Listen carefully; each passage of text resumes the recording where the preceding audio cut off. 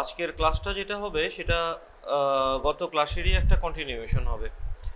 তো আমরা গত দিন আলাপ করছিলাম হচ্ছে সিরোসিস অফ লিভার, আজকেও সিরোসিস অফ লিভার আলাপ করব।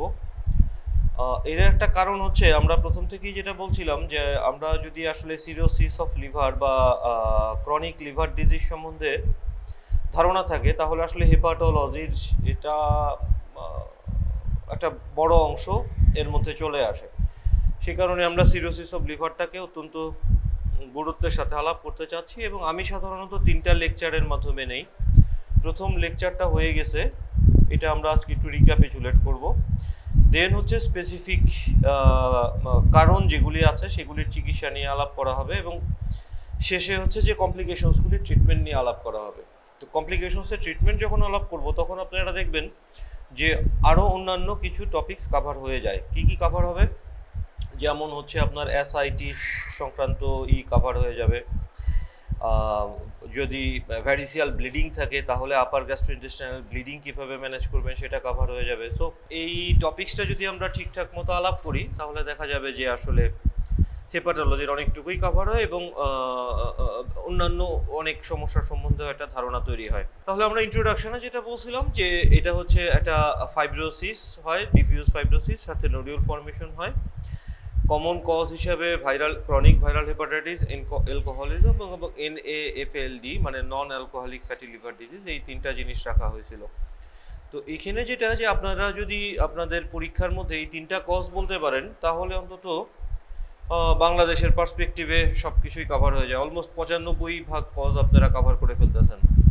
আর যদি আপনি ক্রনিক ভাইরাল হেপাটাইটিস না বলেন এবং অসংখ্য কারণ বলতে থাকেন তাহলে দেখা যাবে যে আপনার ভাইবা বোর্ডে আপনি CLDর অন্তত 20টা কারণ বললেন কিন্তু ভাইবা শেষ হচ্ছে না এবং পরীক্ষার পরে দেখা গেল অনেক বেশি মন খারাপ হলো যে আমি 20টা কারণ বলেও আমি পরীক্ষায় খারাপ করলাম। সো ক্রনিক ভাইরাল হেপাটাইটিসটা মনে রাখবেন যখনই সিরোসিস অফ লিভার এবং অথবা CLD বা ক্রনিক লিভার ডিজিজ নিয়ে আমরা আলোচনা করি। প্যাথোফিজিওলজি আমরা আগের দিনে আলাপ করছি, আজকে আর আলাপ করবো না। দুইভাবে একটা হিস্টোপ্যাথোলজিক্যাল ক্লাসিফিকেশন হয়, যেমন হচ্ছে মাইক্রোনোডুলার সিরোসিস অথবা ম্যাক্রোনোডুলার সিরোসিস। এটা অবশ্যই প্রয়োজনীয়, কিন্তু আপনাদের জানা থাকা ভালো দুই রকম, মাইক্রো ম্যাক্রো। বাট এটার আমরা যেই পর্যায়ে আসলে প্র্যাকটিসটা করব বা যেই পর্যায়ে আমরা ডাক্তার হতে যাচ্ছি সেই জায়গায় এটার গুরুত্ব অতটুকু না। এখন আসেন আপনারা কজেস অফ সিরোসিস, এটা নিয়ে আমরা আলাপ করছি। আমরা যদি গদ বাধা এবং এমনিতে বইয়ে যেভাবে লেখা আছে এভাবে বলতে চাই তাহলে আসবে alcohol, chronic viral hepatitis, non alcoholic fatty liver disease, primary sclerosing cholangitis, autoimmune liver disease, primary biliary cholangitis, secondary biliary cirrhosis, cystic fibrosis, haemochromatosis, Wilson's disease, alpha-1 antitrypsin deficiency, chronic venous outflow obstruction, any chronic liver disease. So আমরা চাচ্ছি না, অন্তত আমার তরফ থেকে এইটা থাকবে। আপনারা এর থেকে কয়েকটা কারণ যদি মনে রাখতে পারেন সেটাই যথেষ্ট। এবং এর মধ্যে আপনার ক্রনিক ভাইরাল হেপাটাইটিস মিস করে বাকি সবগুলি বললেও আসলে আমার মনে হয় না যে খুব বেশি ফায়দা আপনার হবে। বইপত্র যেহেতু আমরা পশ্চিমা দেশের বইপত্র পড়ি, অ্যালকোহলটা প্রথমে আসে। আমাদের দেশের পার্সপেক্টিভে এটা আসলে কোনোভাবেই 1 নম্বরে আসে না। ক্রনিক ভাইরাল হেপাটাইটিস যদি বলতে পারেন বাংলাদেশের পার্সপেক্টিভে আপনি আসলে 95% কারণ কাভার করছেন অথবা 90%। তারপরে non alcoholic fatty liver disease, then alcohol আপনি বলতে পারেন। 3 নম্বরের উপরে অ্যালকোহল উঠা উচিত না আমাদের দেশের পার্সপেক্টিভে। তাহলে ক্লিনিক্যাল ফিচার্সটা কেমন? যেমন প্রথমটাই হচ্ছে হেপাটোমেগালি, আবার ব্র্যাকেটে লেখা আছে মেবি স্মল। তার মানে আসলে হেপাটো লিভার বড় হওয়া বা ছোট হওয়াতে আপনার আসলে খুব বেশি কিছু আসা যাচ্ছে না এবং এটাকে ঠিক যেহেতু বড় হলেও CLD হতে পারে, ছোট হলেও CLD হতে পারে, তার মানে হচ্ছে এটা ঠিক খুব শক্ত ক্লিনিক্যাল ফিচার্স না। সো হেপাটোমেগালি রাখতে পারেন। জন্ডিস আসলে তখনই হয় যখন ডিকম্পেনসেটেড সিরোসিস হয়, মানে লিভার আর আপনার অ্যাডিকুয়েট মেটাবলিজম অথবা এক্সক্রেশন করতে পারতেছে না, লিভার তার নর্মাল ফাংশন করতে পারতেছে না। তখন আমি এটা এর আগের দিনও বলছিলাম, আজকে আবার রিপিট করি, কোনো সমস্যা নাই, যে CLDর একটা পেশেন্ট আসলে যদি না তার কোনো কমপ্লিকেশনস ডেভেলপ করে তাহলে আসলে মানে পুরোপুরি অ্যাসিমটোমেটিক। কারণ লিভার যতক্ষণ পর্যন্ত তার ফাংশন ধরে রাখতে পারবে, তার মেটাবলিক ফাংশন ধরে রাখতে পারবে, তার এক্সক্রিটরি ফাংশন ধরে রাখতে পারবে, তার যেই প্রোডাকশন যেগুলি আছে লিভারে সেই সব যদি ধরে রাখতে পারে তাহলে আসলে লিভার ধীরে ধীরে ক্ষতিগ্রস্ত হচ্ছে এটা ঠিক, কিন্তু কোনো ম্যানিফেস্টেশনস থাকবে না যে ইসে। তো ফলে জন্ডিস, অ্যাসাইটিস এই দুইটা ডিকম্পেন্সেটেড সিরোসিস, মানে বাই দ্যাট টাইম লিভার আর তার নর্মাল অ্যাক্টিভিটিসটা ধরে রাখতে পারতেছে না। সার্কুলেটরি চেঞ্জেসগুলি কী কী আসে, যেমন হচ্ছে spider telangiectasia, palmar erythema, cyanosis, endocrine changes, loss of libido, hair loss, মেনের জন্য গাইনোকোমেশিয়া, টেস্টিকুলার অ্যাট্রোপি, ইম্পোটেন্সি, ওমেনের জন্য breast atrophy, regular menses, amenorrhoea. তার মানে আসলে অনেক ধরনের সমস্যাই তৈরি হচ্ছে, আপনি লস অফ লিবিডো এবং হেয়ার লস মেল ফিমেল বোথের জন্য আপনি দেখেন যে যেহেতু এন্ডোক্রাইন ফাংশনটা ইম্পেয়ার্ড হচ্ছে, ফলে মেনের ক্ষেত্রে দেখা যায় গাইনোকোমেশিয়া হচ্ছে, ওমেনের ক্ষেত্রে ব্রেস্ট অ্যাট্রোপি হচ্ছে। এইটাই তাহলে হচ্ছে হেমারেজিক টেন্ডেন্সি, যেমন ব্রুইস, পারপুরাই, পেস্টেক্সিস, পোর্টাল হাইপারটেনশন ডেভেলপ করবে। তো পোর্টাল হাইপারটেনশন আসলে ক্লিনিক্যাল ম্যানিফেস্টেশনস না, এটা আপনি টের পাবেন যদি স্প্লেনোমেগালি থাকে এবং কোলেটারাল ভেসেলস যদি থাকে। হেপাটিক এনকেফালোপ্যাথি ডেভেলপ করতে পারে। এটা আসলে নিজেই একটা আস্ত টপিকস এবং আমাদের নিচে ডিসকাশন আছে। অন্যান্য কী কী আছে, পিগমেন্টেশন, ডিজিটাল ক্লাবিং, ডিবিউটার কন্ট্রাকচার। এটা এখানে আমি দেখতেছি স্পাইডার টেলাঞ্জেকটিসিয়া নাই, না আছে সার্কুলেটরি চেঞ্জেস, স্পাইডার টেলাঞ্জেকটিসিয়া আছে। সো এটাও একটা ফিচার্স। তো ক্রনিক লিভার ফেলিওর জিনিসটা কি? আসলে সিএলডিতে আমি যেটা বলছিলাম, আসলে আমরা যখন সিএলডি বলি আসলে ক্রনিক লিভার ফেলিওর বলি, কারণ একটা সিএলডির patient as long as liver function is maintain ততক্ষণ পর্যন্ত আসলে সমস্যা হয় না। তাহলে আমরা আসলে সিএলডির পেশেন্ট বলতে কাদের ডিল করি? ক্রনিক লিভার ফেলিওরের পেশেন্ট। তার মানে হচ্ছে in a way decompensated cirrhosis, যেমন metabolic capacity of the liver is exceeded, presence of encephalopathy and or ascites, hepatic decompensation or decompensated liver disease। এই কয়টা হচ্ছে কন্ডিশন। ক্রনিক লিভার ফেলিওরের ফিচার্স কী কী? worsening of the synthetic liver function, যেমন prolongation of the prothrombin time এবং low albumin। Jaundice যদি থাকে, portal hypertension, variceal bleeding, hepatic encephalopathy এবং অ্যাসাইটিস যদি থাকে। এটা হচ্ছে features of chronic liver failure. এখন আসেন আপনার হচ্ছে প্রগনোসিস কি। এই স্লাইডগুলি আসলে আমরা গত ক্লাসে আলাপ করছি, আজকে আমরা একটু দ্রুত যাই, পরের এইগুলি শেষ করতে হবে। ওভারঅল প্রগনোসিস খুব একটা ভালো না। Overall only 25% of the patients survive 5 years, মানে 5 বছর সার্ভাইভ করবে হচ্ছে ক্রনিক লিভার ফেলিওর ডেভেলপ করে যাওয়ার পরে। অনলি 4 ভাগের 1 ভাগ পেশেন্ট 5 বছর সার্ভাইভ করবে। If the liver function is good 50% survive for 50 years, আর যদি হয় তাহলে 25% up to 10 years. Prognosis is favourable if underlying cause can be corrected. যেমন আপনি একটা জিনিস চিন্তা করেন, পেশেন্টের আন্ডারলাইং কজ যদি হয় অ্যালকোহল মিসইউজ, এবং যদি আমরা অ্যালকোহলটাকে অ্যাবস্টেন করতে পারি, যে পেশেন্ট অ্যালকোহল আর নিচ্ছে না, একটা ড্রামাটিক ইমপ্রুভমেন্ট আসলে আসবে। ওই ক্ষেত্রে এই পেশেন্টকে এই 25% 50%-এর হিসাবের মধ্যে আসলে নেওয়া যাচ্ছে না, কারণ আমরা তার কারণটাকে তুলে ফেলতে পারছি। যদিও অনগোয়িং প্রোগ্রেশনটাকে আমরা হয়তো বা হল্ট করতে পারবো না, কিন্তু কারণটা তো তুলে ফেলা গেল। হিমোক্রোমাটোসিস, এটাও kind of treatable. Wilson's disease, difficult but treatable. To assess prognosis আমরা আসলে দুইটা স্কোরিং সিস্টেম ব্যবহার করি, চাইল্ড পাফ স্কোর এবং মেল স্কোর। আমরা আজকে শুধু চাইল্ড পাফটা নিয়ে আলাপ করি, আগের দিনও আলাপ করছি। আমরা এখানে আসলে আপনাদের এবং আমাদের কাছেও খুব বেশি প্রত্যাশা না, অ্যাটলিস্ট আমি সবসময় মনে করি যে চাইল্ড পাফ ক্লাসিফিকেশনের জন্য আমাদের 5টা পয়েন্ট যে আছে এটা যাতে আমরা বলতে পারি। 5টা পয়েন্ট কি? Encephalopathy, bilirubin, albumin, prothrombin, ascites. তার মানে আপনি যখন একটা সিএলডি বা ক্রনিক লিভার ফেলিওরের পেশেন্ট দেখবেন, তখন অ্যাটলিস্ট এই 5টা জিনিস আপনাকে দেখতেই হবে: encephalopathy, bilirubin, albumin, prothrombin, ascites.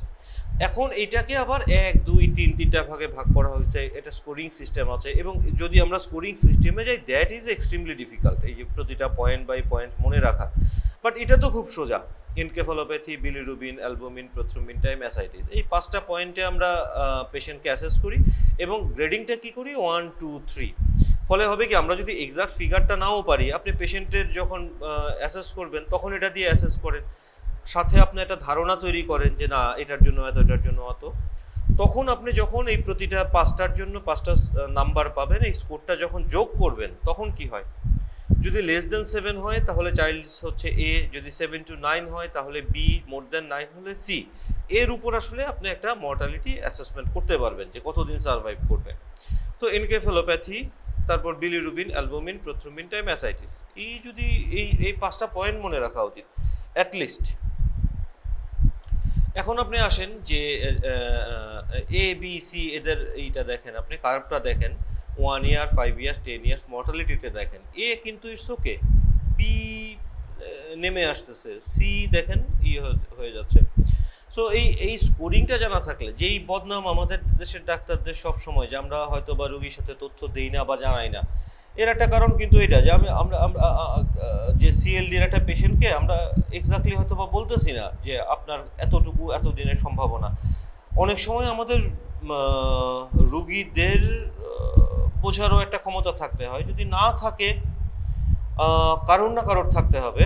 আমাদের অন্তত খোঁজ করতে হবে যে রুগীর সাথে কে আছে, রুগীর সাথে শিক্ষিত কে আছে, কি একটু বোঝার মতো কে আছে, তাকে একটু বুঝায় বলা যে ভাই এই হচ্ছে আপনার রুগীর অবস্থা এবং এই অবস্থায় আমরা সর্বোচ্চ চিকিৎসাও যদি দেই তাহলে হচ্ছে আমাদের সার্ভাইভাল রেটটা হচ্ছে এরকম বইয়ে বলছে, তার মধ্যেও রুগী টু রুগী ভ্যারি করবে এবং আমাদের ভাগ্যের ব্যাপার থাকবে ও অন্যান্য ব্যাপার এখানে থেকে যাবে। কিন্তু এই যে স্কোরিং সিস্টেমটা, এইটা অনেক অনেক রুগীর মধ্যে ট্রায়াল করে এরকম পাওয়া গেছে এরকম হতে পারে।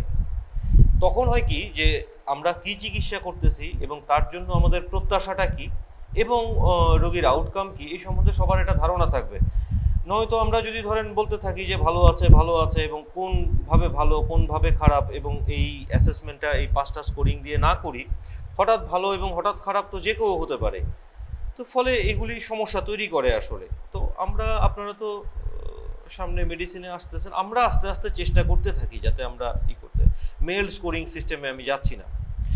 নাও হচ্ছে ম্যানেজমেন্টটা কী হবে, ম্যানেজমেন্টের হচ্ছে আপনার একটু ব্রড হেডিং থাকবে। কি প্রথম হচ্ছে treatment of the underlying cause. এর চেয়ে ভালো আর কিছু নাই। যদি আপনি আন্ডারলাইং কজকে ট্রিটমেন্ট করতে পারেন তাহলে আসলে বাট অনেক ক্ষেত্রেই আসলে আন্ডারলাইং কজটা ট্রিটেবল থাকে না এবং অথবা পেশেন্টের কন্ডিশন ওরকম থাকে না। But whatever is the condition, আমাদের প্রথম টার্গেট থাকবে যে আমরা treatment of the underlying cause. সেকেন্ডটা কি, মেনটেন্যান্স অফ নিউট্রিশন। কারণ হচ্ছে সিএলডির একটা পেশেন্ট, লিভার তো আসলে অলমোস্ট আমাদের শরীরের পাওয়ার হাউস। শুধু পাওয়ার হাউস না, সে আমাদের যেমন নিউট্রিশন দেয় তেমনই হচ্ছে অনেক কিছু এক্সক্রিট করে, অনেক কিছু আসলে।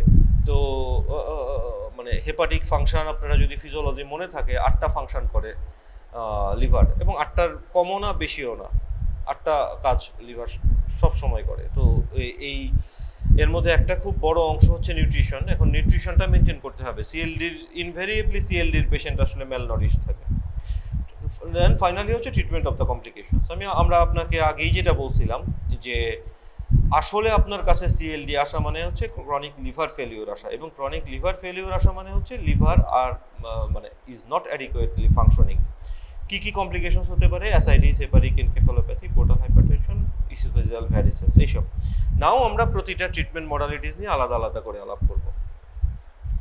তাহলে ট্রিটমেন্ট অফ দ্য আন্ডারলাইং কজে যদি আসি, তাহলে আমাদের একটা কি, আমাদের দেশের জন্য এবং মানে আসলে সারা পৃথিবীর জন্যই ক্রনিক হেপাটাইটিস বি খুব একটা ইম্পর্ট্যান্ট জিনিস। ট্রিটমেন্ট অপশন এই যে দেখেন লিমিটেড হয়ে যাচ্ছে। No drug is consistently able to eradicate the hepatitis B infection. এখানে একটা জিনিস আপনাদের মনে রাখতে হবে যে কারো হেপাটাইটিস বি হলেই আপনারা সাথে সাথে ট্রিটমেন্টের জন্য আগাবেন না। কারণ হচ্ছে শব্দটা হচ্ছে ক্রনিক হেপাটাইটিস বি না। কারণ হচ্ছে যেই কয়েকজন মানুষের হেপাটাইটিস বি দিয়ে ইনফেকশন হয় তার মোর দ্যান 90% মানুষ আসলে অটোমেটিক্যালি সেরো কনভার্টেড হয়ে যায়, ভালো হয়ে যায়। তো তার জন্য তো আসলে আপনার চিকিৎসার প্রয়োজন নাই। এমনকি যারা হেপাটাইটিস বি এর ক্যারিয়ার হয়ে যায় এবং অ্যাক্টিভ কোনো রেপ্লিকেশন না থাকে এবং হেপাটিক ডিস্ট্রাকশন না থাকে, তাদের জন্যও তো আসলে আপনাদের চিকিৎসার প্রয়োজন নাই। তাহলে কোন অংশটার আছে, ক্রনিক হেপাটাইটিস বি যদি থাকে, মানে হেপাটাইটিস হচ্ছে আপনার এবং বি ভাইরাস দিয়ে। কিন্তু আরেকটা অংশটাতে আপনাকে সাবধান থাকতে হবে, যে কারণ যেহেতু কনসিস্টেন্টলি কোনো অ্যান্টিভাইরাল এজেন্টই দীর্ঘমেয়াদে কাজ করে না, আপনি যদি প্রিম্যাচিউরলি ট্রিটমেন্ট শুরু করেন তখন হবে কি, অ্যাট দ্য টাইম যখন পেশেন্টের আসলে ওষুধের প্রয়োজনটা সবচেয়ে বেশি, দেখা গেল আমাদের ওষুধগুলি বার্ন আউট হয়ে গেছে। একটা ওষুধ 7 বছর কাজ করে, একটা ওষুধ 5 বছর কাজ করে। আফটার 12 ইয়ার্স দেখা গেল এখন তার পেশেন্টের হেপাটিক প্রবলেম শুরু হয়েছে and we are running short of drugs. So এই অ্যাসেসমেন্টগুলি খুব জরুরি, ডাক্তারি জানাটাও জরুরি এবং এটাকে প্রপারলি প্র্যাকটিস করাটা। গোলস অফ ট্রিটমেন্ট কি, HBE AG সেরো কনভার্সন, এবং এটা যখন হয় ইউজুয়ালি আমার NT-HBE পজিটিভ থাকে, NT-HBE পজিটিভ থাকে, reduction of the hepatitis B DNA, normalisation of the LFTs.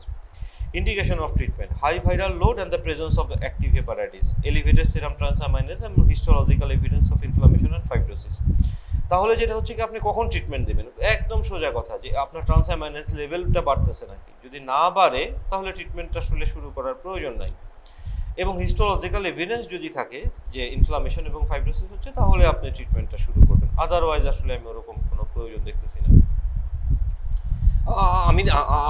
আমি দেখতেছি না, আমি ভুল বলছি আসলে, যে আপনি আসলে ট্রিটমেন্টটা শুরু করবেন হচ্ছে হলো ALT যদি বেশি থাকে এবং হিস্টোলজিক্যাল এভিডেন্স যদি থাকে, আদারওয়াইজ ট্রিটমেন্ট শুরু করার প্রয়োজন নেই।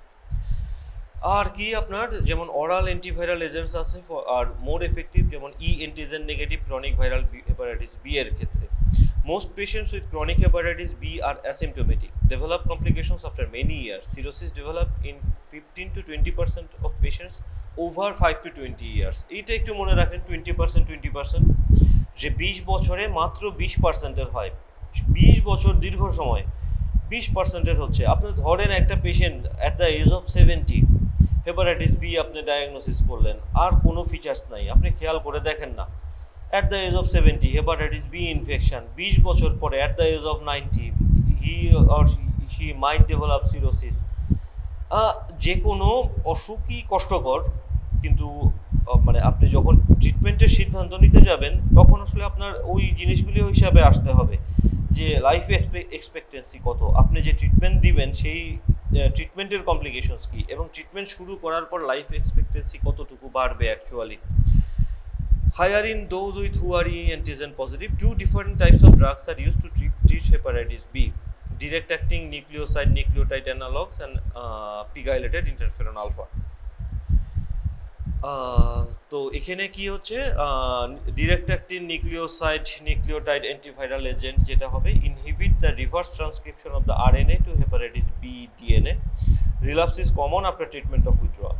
এইখানেই আমি আপনাদের বলতেছিলাম যে আমরা যে ট্রিটমেন্ট শুরু করব, ট্রিটমেন্ট শুরু করার টাইমিংটা খুব ইম্পর্টেন্ট। টাইমিংটা কেন ইম্পর্টেন্ট? কারণ হচ্ছে আপনি যদি অনাবশ্যকভাবে শুরু করেন তাহলে relapse is common after treatment withdrawal. তো আপনি যখন ট্রিটমেন্ট তুলে ফেললেন তখন তো রিলাপস হলো। এখন তার মানে কি টাইমিংটা ইম্পর্টেন্ট, যাতে আপনি একটা দীর্ঘ সময় ধরে চিকিৎসা দিতে পারেন। ল্যামিভুডিন দিলেন আপনি, antiviral resistant with long term treatment, কারণ আফটার ফিউ ইয়ার্স এটা আসলে রেজিস্ট্যান্স হয়ে যাচ্ছে। অ্যান্টেকাভির অ্যান্ড টেনোফোভির ইউজুয়ালি বর্তমানকালের ফার্স্ট লাইন ট্রিটমেন্ট। তারপরে ওইগুলিরও সুবিধা এবং অসুবিধা আছে, সো জুডিশিয়াস ইউজটা খুব ইম্পর্টেন্ট। এখানে আসলে এত ডিটেলসে আমার মনে হয় না যে আমাদের হবে, ভাইবা বলেন বা ইসে বলেন, অথবা ইভেন প্র্যাকটিসেও আমরা যদি ঠিক মতো প্র্যাকটিস করতে চাই, প্র্যাকটিস বলতে আমি আমাদের আউট পেশেন্টস বলেন বা ইন পেশেন্টস বলেন, একটা পর্যায় পর্যন্ত আসলে আমরা আমাদের করতে পারি। দেন হেপাটোলজি নিজেই তো একটা আলাদা সাবজেক্ট আছে। তো কিন্তু ধারণাটা থাকতে হবে যে আমরা কি করতেছি, কেন করতেছি, কত দিনের জন্য করতেছি। ধারণাটা কেন থাকতে হবে? কারণ হলো যে উপকার করাটা হচ্ছে আমাদের উদ্দেশ্য, যে এমন কিছু না হোক যে আমি একটা কিছু করে রোগীর জন্য সমস্যা তৈরি করে ফেললাম। ইন্টারফেরন আলফা আমরা দিতে পারি, most effective in patients with low viral load, serum transaminase twice the upper limit of normal. তো এই দুইটা ক্রাইটেরিয়া যদি মিট করে তাহলে ইন্টারফেরন আলফা ভালো। HBeAg positive chronic hepatitis, 33% loss E antigen after 4 to 6 months of treatment. Response rates are lower in HBeAg negative chronic hepatitis. Interferon is contraindicated in the presence of cirrhosis. তো যদি cirrhosis হয়ে যায় তাহলে আসলে আর আপনি দিতে পারতেছেন না।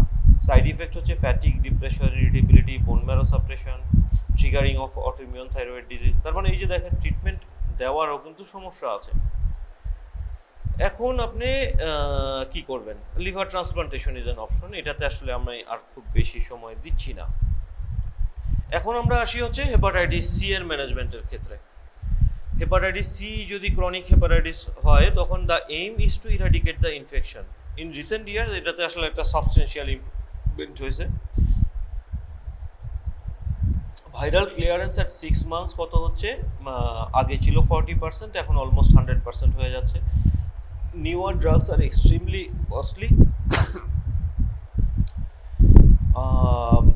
2011 পর্যন্ত আসলে পিগাইলেটেড ইন্টারফেরন যেটা ছিল সেটাই সাথে অরাল রিভাভিরিন। এখন 2011 থেকে ডিরেক্ট অ্যাক্টিং অ্যান্টিভাইরাল এজেন্টস চলে আসছে। এই যে ডিরেক্ট অ্যাক্টিং অ্যান্টিভাইরাল এজেন্টসটা চলে আসছে, এরপরই আসলে প্রগনোসিসের অংশটা অনেক বেড়ে গেছে। সি সম্বন্ধে আসলে এইটুকুই, অ্যালকোহলিক লিভার ডিজিজ। আমাকে যদি বলা হয় আসলে এটা ট্রিট করাটা বোধহয় সবচেয়ে মানে সফল না হই, মানে আমাদের জন্য ঝামেলা কম। কিভাবে ঝামেলা কম? কারণ আসলে আপনি যদি সিজেশন অফ অ্যালকোহল কনজাম্পশন করতে পারেন তাহলেই আসলে অসুখ অনেকটা ভালো। Life long অ্যাবস্টিনেন্স is best, good nutrition, acute hepatic failure যদি হয় তাহলে not well defined steroid antibiotics. মানে অ্যাকিউট হেপাটিক ফেলিওর যদি হয় অ্যালকোহলিজমের জন্য, তাহলে ম্যানেজমেন্টটা আসলে আমরা খুব ওয়েল ডিফাইন্ড না।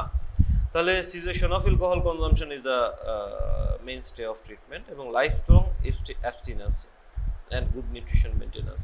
আর অ্যাকিউট হেপাটিক ফেলিওর যদি হয় তাহলে আমাদের সাপোর্টিভ কেয়ারটা দিতে হবে। এখানেও একটা স্কোরিং সিস্টেম আছে, গ্লাসগো অ্যালকোহলিক হেপাটাইটিস স্কোর। আমরা এই অংশটা দেখবই না, কারণ আসলে আমাদের দেশের পার্সপেক্টিভে এটা তেমন কোনো গুরুত্ব বহন করে না। এখন আসেন আপনার যদি non alcoholic fatty liver disease হয়। নন অ্যালকোহলিক ফ্যাটি লিভার ডিজিজে কি, এটার ট্রিটমেন্টও আসলে রুগী যদি কমপ্লাই করে আমাদের জন্য আশাব্যঞ্জক। লাইফস্টাইল ইন্টারভেনশন যেমন ডায়েট অ্যান্ড এক্সারসাইজ। যদি ওয়েট বেশি হয় তাহলে প্রমোট ওয়েট লস। আসলে ওয়েট বেশি থাকাটা স্বাভাবিক যদি non alcoholic fatty liver disease থাকে। Improve insulin sensitivity. আপনি ডায়েট এবং এক্সারসাইজ দিয়ে কি করা যায় ডায়াবেটিসের ক্ষেত্রে, হাইপারটেনশনের ক্ষেত্রে এবং নন অ্যালকোহলিক ফ্যাটি লিভার ডিজিজের ক্ষেত্রে, এটা চিন্তাই করা যায় না। কারণটা হচ্ছে কি, যে আপনি যখন ডায়েট দিলেন, ডায়েটটাকে যখন আপনি অ্যাডজাস্ট করলেন, তখন সেটা দুইটা কাজ করতেছে। এক নাম্বার হচ্ছে যেই ডায়েটগুলি ভালো না শরীরের জন্য সেটাকে আমরা ডিক্রিজ করতেছি, ভালো যে অংশটা সেটাকে ইনক্রিজ করতেছি, এবং এক্সারসাইজ করতে বলতেছি। এই দুইটা কাজ যখন হয় তখন হচ্ছে ওয়েট লস একদিক দিয়ে হচ্ছে, আরেক দিকে হচ্ছে সবচেয়ে ভালো দিক যেটা, যে ইনসুলিন সেন্সিটিভিটি বাড়তেছে। ইনসুলিন সেন্সিটিভিটি বাড়লে যেটা হয় যে ওভারঅল শরীরের মেটাবলিজমটা বাড়ে। তো ওভারঅল শরীরের মেটাবলিজম বাড়াটা আসলে শরীর ইসের জন্য ইনসুলিন সেন্সিটিভিটি বাড়ে। তাতে কি হয়, ইনসুলিন সেন্সিটিভ বাড়লে আপনার ইনসুলিনের প্রোডাকশানই কম লাগে। মানে ওভারঅল শরীর একটা অত্যন্ত ভালো দিকে চলতে শুরু করে। ফার্মাকোলজিক্যাল ট্রিটমেন্ট, একটা জিনিসই প্রথম বড় একটা নো লেখা আছে, no pharmacological agents are available, treatment of metabolic syndrome করা যেতে পারে। আপনারা যদি আপনাদের টেক্সট বইটা দেখেন ডেভিডসনে, ওনারা কখনো কখনো মেটফরমিনের কথা বলছে যে মেবি হেল্পফুল, খুব একটা হেল্পফুল বলে নাই। ডায়েট এক্সারসাইজের বাইরে আসলে নন অ্যালকোহলিক ফ্যাটি লিভার ডিজিজের জন্য আমরা there are many drugs in the markets, but metformin text বইয়ে বলা আছে। সামটাইমস ভিটামিন ই বা অ্যান্টিঅক্সিডেন্টসের কথা বলা হয়। লং টার্ম র্যান্ডোমাইজড ট্রায়ালে এগুলির তেমন কোনো প্রমাণ নাই। এই হচ্ছে গিয়ে আমাদের ঘটনা। আর হচ্ছে মেটাবলিক সিনড্রোমের ক্ষেত্রেও এটা অনেকটা সত্যি। তো এই হচ্ছে আমরা যদি treatment of the underlying cause বলেন, এই হচ্ছে যদি আপনারা treatment of the underlying cause বলেন, তাহলে এই হচ্ছে গিয়ে আমাদের ট্রিটমেন্ট। এখন আমরা ফার্দার যেটাতে যাব সেটা হচ্ছে ট্রিটমেন্ট অফ কমপ্লিকেশনস। তাহলে আপনারা যদি আমরা ভাগ করে দেখি, আপনারা তো সিএলডি সম্বন্ধে জানলেন, সিএলডির কজগুলি সম্বন্ধে জানলেন, ট্রিটমেন্টের প্রিন্সিপালটা জানছেন। প্রথমে হচ্ছে আন্ডারলাইং কজের ট্রিটমেন্ট, তারপর হচ্ছে নিউট্রিশন মেনটেন করা, এবং ট্রিটমেন্ট অফ দ্য কমপ্লিকেশনস আপনারা জেনে গেলেন। তাহলে ম্যানেজমেন্ট অফ কমপ্লিকেশনস যদি আমরা দেখি, তাহলে পোর্টাল হাইপারটেনশন চলে আসতেছে। হ্যাঁ, তাহলে কি হয়, normal hepatic venous pressure gradient is 5 to 6 millimetre of mercury, আর মোর দেন 10 মিলিমিটার মার্কারি যদি হয় তাহলে ক্লিনিক্যালি সিগনিফিকেন্ট পোর্টাল হাইপারটেনশন হয়, এবং মোর দেন 12 মিলিমিটার যদি হয় তাহলে ভ্যারিসিয়াল ব্লিডিং হওয়ার চান্স থাকে। Cirrhosis causes at least 90% of causes of portal hypertension in adults in developed countries. তার মানে পোর্টাল হাইপারটেনশনের জন্য আপনি আবারও সেই একই কথা, যে অনেক সময় আমরা জিজ্ঞেস করি যে পোর্টাল হাইপারটেনশনের কারণ কি। তো আপনারা যদি সিএলডি বা সিরোসিস না বলেন তাহলে অসুবিধা। আবার দেখা না যায় কজেস অফ পোর্টাল হাইপারটেনশন, 3টা স্লাইড আসবে, কি pre hepatic, pre sinusoidal, hepatic, post sinusoidal, সে অনেক জিনিস। তাহলে কি হচ্ছে প্রি হেপাটিক, প্রি সাইনোসয়েডাল কি, portal vein thrombosis due to sepsis, or procoagulopathy or secondary to cirrhosis, abdominal trauma including surgery. তার মানে সেপসিসটা আপনি মাথায় রাখতে পারেন। পোর্টাল হাইপারটেনশন ইন্ট্রাহেপাটিক প্রিসাইনোসয়েডাল সিস্টোসোমিয়াসিস, এবং সিস্টোসোমিয়াসিস আসলে ওটাই খুব ইম্পর্টেন্ট কজ, এবং মিডল ইস্টার্ন কান্ট্রিগুলিতে সিস্টোসোমিয়াসিসই খুব সম্ভব পোর্টাল হাইপারটেনশনের খুব প্রধান কজগুলির একটা। এবং কনজেনিটাল হেপাটিক ফাইব্রোসিস, ড্রাগ, এইসব। সাইনোসয়েডালে যখন আসবে তখন আস্তে আস্তে আপনার হচ্ছে cirrhosis, polycystic liver disease, nodular degeneration. তাহলে portal hypertension, sinusoidal, cirrhosis, causes of portal hypertension intrahepatic তো সাইনোসয়েডাল কজ আছে। প্যাথোফিজিওলজিটা কি হচ্ছে? প্যাথোফিজিওলজিটা হচ্ছে যে ইনক্রিজ পোর্টাল ভাস্কুলার রেজিস্ট্যান্স। তাহলে কি হচ্ছে? Decrease flow of portal blood to the liver. লিভারে ব্লাড ফ্লোটা কমে যাচ্ছে কারণ পোর্টাল ভাস্কুলার রেজিস্ট্যান্সটা বেড়ে যাচ্ছে। তখন কি হয়? তখন এই যে ব্লাডটা পেছন দিকে যাচ্ছে, ব্লাড লিভারে যাচ্ছে না, সে একটা কোলেটারাল ভেসেল তৈরি করে। কোলেটারাল ভেসেলটা তৈরি করে কি করে? পোর্টোসিস্টেমিক শান্টিং, মানে সে এই পোর্টাল সিস্টেম থেকে, পোর্টাল ভেসেল থেকে ব্লাডটাকে সিস্টেমিক ভেসেলসে নিয়ে যায়। তাহলে আপনি দেখেন কোন কোন জায়গায় এটা তৈরি করাটা সম্ভব শান্টিংটা। যেমন জিআই ট্র্যাক্ট যদি ধরেন তাহলে ডিস্টাল ইসোফেগাস, ইসোফেগাসের নিচের অংশ, stomach and rectum, anterior abdominal ওয়াল যেমন রেনাল, লাম্বার, ওভারিয়ান, টেস্টিকুলার ভাস্কুলেচার। তাহলে আসলে আমরা মোস্টলি এই যে ইসোফেজিয়াল ভ্যারিসেসটা তৈরি হয়, ইসোফেজিয়াল ভ্যারিসেস পেলেই আমরা ধরে নিই যে পোর্টাল হাইপারটেনশনটা ডেভেলপ করছে। তো এই আর কি বিভিন্ন জায়গায় এই এটা তৈরি হয়। অনেক সময় আমরা ইন্টেরিয়র অ্যাবডোমিনাল ওয়ালেও পাই। তাহলে ক্লিনিক্যাল ফিচার্সে যদি থাকেন, the sign for clinical features is splenomegaly. এই একটাই মনে রাখেন। এখন আসেন কমপ্লিকেশনস অফ পোর্টাল হাইপারটেনশন। তো portal hypertension is an complications of CLD. Portal hypertension is complications of CLD. Now portal হাইপারটেনশনের জন্য কি কি কমপ্লিকেশনস তৈরি হতে পারে? যেমন ভ্যারিসিয়াল ব্লিডিং হতে পারে, oesophageal gastric or other, congestive gastropathy হতে পারে, hypersplenism, ascites, iron deficiency anaemia, renal failure, hepatic encephalopathy. এখন ইনভেস্টিগেশনস কি কি আছে? Diagnosis is often clinical, investigations করে খুব হবে না।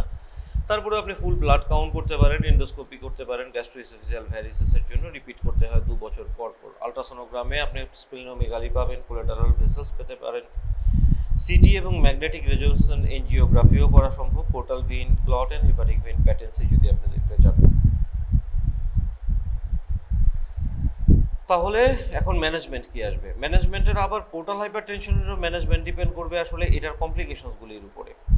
যদি bleeding from the gastroesophageal varices খুব কমন হয়, যদি এটা হয় তাহলে ভ্যারিসিয়াল ব্লিড হয় according within 2 risk of variceal bleed occurring within 2 years. এটা আপনি কিভাবে বুঝবেন? সেটা হচ্ছে 7% হবে যদি স্মল ভ্যারিসেস থাকে, 30% ফর লার্জ ভ্যারিসেস থাকে। এবং এটা কিন্তু একটা severe complications of portal hypertension, তার মানে CLD, portal hypertension, oesophageal varices, then rupture oesophageal varices.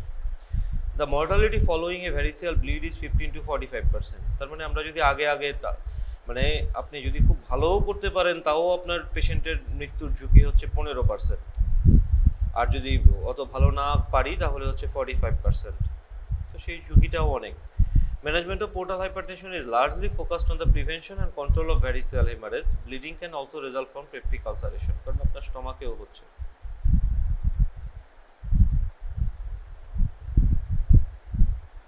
আচ্ছা, এখন হচ্ছে প্রাইমারি প্রিভেনশন মানে কি? যে আপনি ওখানে ভ্যারিসিয়াল ব্লিডিং পাচ্ছেন, পোর্টাল হাইপারটেনশন পাচ্ছেন, কিন্তু এখনো ব্লিডিং হচ্ছে না। সেই ক্ষেত্রে আসলে আপনার দি ড্রাগ হচ্ছে বিটা অ্যাড্রেনোসেপ্টর অ্যান্টাগনিস্ট, যেমন বিটা ব্লকার। সোজা কথা, আপনি এখানে দিতে পারেন কি কি? প্রোপানোনল, ন্যাডোলল, কার্ভিডিলল। এটা কি করে? Decrease heart rate by 25%, achieve a heart rate of 50 to 55 beats per minute. আইডিয়াটা হলো যে আপনি আসলে এই প্রোপানোনল, ন্যাডোলল, কার্ভিডিলল এই ওষুধগুলি দিবেন। আইডিয়াটা হচ্ছে যে আপনি হার্ট রেটটাকে কমাবেন। কতটুকু? 25%-এর বেশি না। আপনি যদি ধরেন যে একজন পেশেন্টের 80 হার্ট রেটে আপনি শুরু করছেন, 18, 25%, 60, মানে আপনি 60-র নিচে আনবেন। এই টার্গেটে আসলে বিটা ব্লকার দেওয়া উচিত না। আর হার্ট বিটটা আপনি কততে আনবেন? Heart rate of 50 to 55 beats per minute. এর নিচে আসাটা গ্রহণযোগ্য না, তখন সেই ক্ষেত্রে আপনাকে ওই প্রোপানল বা ন্যাডোলল বা কার্ভিডোলের ডোজ অ্যাডজাস্ট করতে হবে। Propranolol reduces variceal bleeding. Propranolol reduces death due to variceal bleeding. Efficacy of beta blocker similar to prophylactic banding. এখানে আপনার একটা খুব ইম্পর্টেন্ট কথা আছে যে আমরা অনেক সময় অত্যন্ত দামি চিকিৎসার দিকে যেতে চাই, যে আমি আগেই ভ্যারিসিয়াল ব্লিডিং হয়েছে, আমি প্রোফাইল্যাকটিক ব্যান্ডিং করে দিব, ব্যান্ড লাইগেশন করবো ইসোফেজিয়াল ভ্যারিসের মধ্যে। কিন্তু যেই স্টাডিটা হয়েছে সেই স্টাডিতে এবং আপনাদের টেক্সট বই এটা বলা আছে যে আপনি যদি বিটা ব্লকার দেন ইসোফেজিয়াল ভ্যারিসে, যে ভ্যারিস এখনও ব্লিডিং হয় নাই, তাহলে এটার কাজ এবং প্রোফাইল্যাকটিক ব্যান্ডিংয়ের কাজ সমান। অবশ্যই এর মধ্যে নানা ধরনের হিসাব আছে, কিন্তু এই কথাটা মানে মনে রাখা, কারণ প্রোপানলের দাম আমার মনে হয় 10 থেকে 20 পয়সা প্রতিটা ট্যাবলেটের, যেখানে প্রোফাইল্যাকটিক ব্যান্ডিং যদি আপনি রিপিটেডলি করতে যান হাজার হাজার টাকা লাগবে। সো অনেক সময় যেহেতু আমরা একটা রিসোর্স কনস্ট্রেন্ট এনভায়রনমেন্টে কাজ করি, তো আমাদের অনেক সময় এগুলি একটু মাথায় রাখতে পারেন যদি ভালো হবে। এখন আসেন management of acute variceal bleeding. Acute variceal bleeding এ restore need the circulation with blood and plasma. আপনি ফার্স্টে যে কোনো ব্লিডিংই হোক আপনাকে আসলে ব্লাড অ্যান্ড প্লাজমা দিতে হবে। Source of bleeding should be confirmed by endoscopy. Sepsis হয়ে যায় এইসব পেশেন্টের, সেই ক্ষেত্রে ব্রড স্পেকট্রাম অ্যান্টিবায়োটিক্স দিতে হবে, improve outcome. Measures use to control acute variceal bleeding, যেমন ভ্যাসো অ্যাক্টিভ মেডিয়েটর, যেমন টার্লিপ্রেসিন। টার্লিপ্রেসিনটা কীভাবে দিবেন? 2 milligram IV 4 times per day, then হচ্ছে 1 milligram IV 4 times for 72 hours. Endoscopic therapy, band sclerotherapy, balloon tamponade, TIPS, এইসব মানে অপশনসগুলি অ্যাভেলেবল আছে। ইমার্জেন্সি ম্যানেজমেন্ট অফ ব্লিডিং, এটা আসলে হচ্ছে আপনার শুধু এই ব্লিডিংয়ের না, সব ব্লিডিংয়ের জন্য। এখানে কি প্রথমে হচ্ছে আপনি ইন্ট্রাভেনাস ফ্লুইড দিবেন, ভেসোপ্রেসর হিসেবে যদি টার্লিপ্রেসিন পারেন দেন। আবারও সেই একই কথা, একটু খোঁজ নিয়ে দেখেন টার্লিপ্রেসিনের যেই ডোজ আমরা উপরে বলছি 2 milligram IV 4 times daily, then 1 milligram IV 4 times for 72 hours, এটার দাম অনেক বেশি দামি জিনিস। প্রোফাইল্যাকটিক অ্যান্টিবায়োটিক্স দিতে হবে যেহেতু সেপসিস থাকতে পারে। Emergency endoscopy, variceal band ligation, proton pump inhibitor এবং phosphate enema and or lactulose to prevent hepatic encephalopathy. তাহলে আবারও আপনি দেখেন যে ইসোফেজিয়াল ভ্যারিসেসের একটা চার্টের মতো করে ম্যানেজমেন্ট দেওয়া আছে। সাসপেক্টেড হেমারেজ, আপনি ভ্যারিসিয়াল হেমারেজ ভাবলেন, start IV terlipressin and antibiotic prophylaxis, urgent upper gastrointestinal endoscopy. Varices present, তাহলে এন্ডোস্কোপিক থেরাপি, যদি না থাকে তাহলে টার্লিপ্রেসিন অফ করতে হবে, হোমিওস্ট্যাসিসটা এনশিওর করতে হবে। টিপস নিয়ে আমাদের খুব বেশি কিছু জানার দরকার নাই, শুধু এইটুকু জানা থাকলেই হবে যে এই জাতীয় একটা ম্যানেজমেন্ট আছে। Secondary prevention of variceal bleeding আপনি কিভাবে করবেন? বিটা ব্লকার দিবেন, ইসোফেজিয়াল ব্যান্ডিংস করতে পারেন এবং তার সাথে টিপস আপনি ইউজ করতে পারেন। নাও হচ্ছে কমপ্লিকেশনস কি? Management of ascites. আমরা আগামী ক্লাসে যেটা করব যে ম্যানেজমেন্ট অফ অ্যাসাইটিস দিয়ে শুরু করব, ঠিক আছে? তাহলে এই হচ্ছে আমাদের আইডিয়াটা, ওভারঅল আইডিয়াটা, যে কি আমাদের হেপাটাইটিস বি, ক্রনিক লিভার ডিজিজের অনেকগুলি কারণ আছে। আমাদের দেশের পার্সপেক্টিভে আমরা ক্রনিক ভাইরাল হেপাটাইটিসটাকে সবচেয়ে ইম্পর্টেন্ট ধরি, তার সাথে বি এবং সি এটার অংশ, তার সাথে আপনি নন অ্যালকোহলিক ফ্যাটি লিভার ডিজিজ এবং অন্যান্য কারণ আছে।